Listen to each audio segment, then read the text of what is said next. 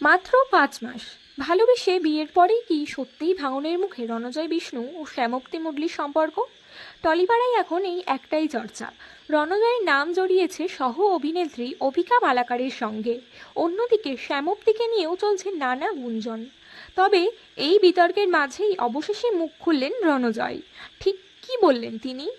পুরো বিষয়টা জানতে ভিডিওটি শেষ পর্যন্ত দেখুন। গত কয়েকদিন ধরে টলিউডে রণজয় বিষ্ণু ও শ্যামপ্তি মুডলির বিচ্ছেদের জল্পনা তুঙ্গে। চলতি বছরের 14ই ফেব্রুয়ারি বিয়ে করেছিলেন এই তারকা দম্পতি। কিন্তু মাত্র ৫ মাসের মধ্যেই তাদের সম্পর্ক নিয়ে শুরু হয়েছে নানা গুঞ্জন। এই পরিস্থিতিতে শুটিং সেট থেকে একটি ভিডিও বার্তায় রণজয় বলেন, তিনি কখনো ভাবেননি এমন বিষয় নিয়ে প্রকাশ্যে কথা বলতে হবে।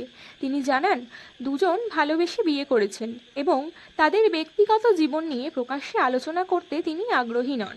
একই সঙ্গে তিনি বলেন, একজন মহিলাকে নিয়ে ভিত্তিহীন মন্তব্য করা ঠিক নয় এবং শ্যামপ্তিও এরকম আচরণের যোগ্য নন।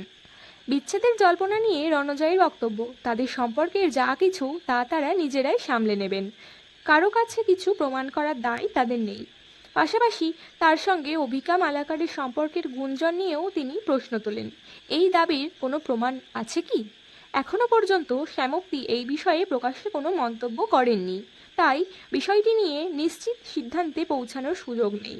ভবিষ্যতে দুজনের পক্ষ থেকে নতুন কোনো আপডেট এলে সেটাই হবে সবচেয়ে নির্ভরযোগ্য তথ্য। আপনার কি মনে হয় এই গুঞ্জনের শেষ কোথায়? কমেন্টে অবশ্যই আপনার মতামত জানান। আর এমনই টলিউডের সব আপডেট পেতে চ্যানেলটি সাবস্ক্রাইব করে পাশে থাকুন।